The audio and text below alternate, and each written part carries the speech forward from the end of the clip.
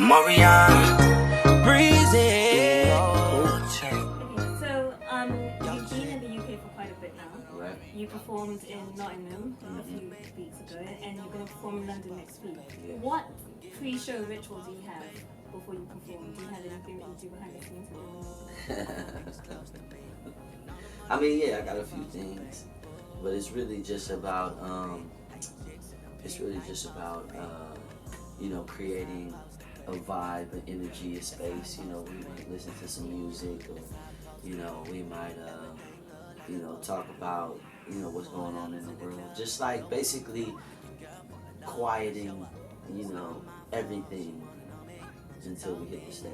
So, I mean, it is a ritual, but I wouldn't consider it a ritual because it changes, it varies. Sometimes it might be a conversation. Sometimes I might dance before the show. Sometimes I might just want to be in silence. Right? Warm up the vocals. Yeah. What can fans expect here when you perform next week? Will you be singing songs from back in the day, like from 21 and No, or will it just be a lot of stuff from your new album? I mean, we gonna float around. I definitely want people to have a great time. So, are they?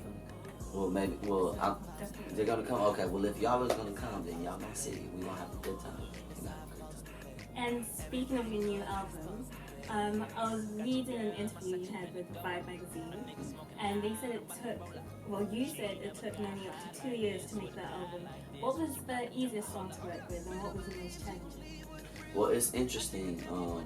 Everyone has different formulas, but for whatever reason, the formula that seems to be the most consistent in creating an album for me is like the best songs come like in the end. So it's like I recorded all of these songs, like over 60, 70 songs, and then I'm like picking away at what I feel like the best is and what represents the title of the album.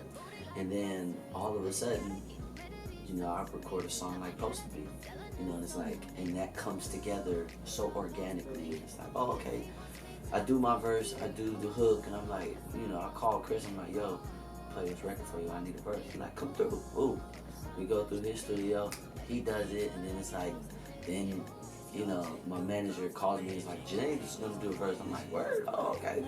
Wow, okay. And then I hear her verse, I'm like, wow, this is pretty dope. That would probably be the highlight for me, but it's always just about, fine tuning. You gotta start somewhere to get somewhere. What are your inspirations for Sex Pills?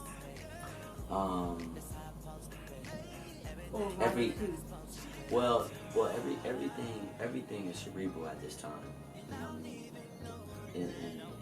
In my maturation, me becoming a man, I understand that it's the mind first. So, you have to speak to that before anything else follows. So, the inspiration has just been that. It's just been understanding, the female specimen, what they want. I say you got to get into her head before she get in your bed. Things like this. Omarion, breezy. Yo, chick. What's that on that beat? Yo.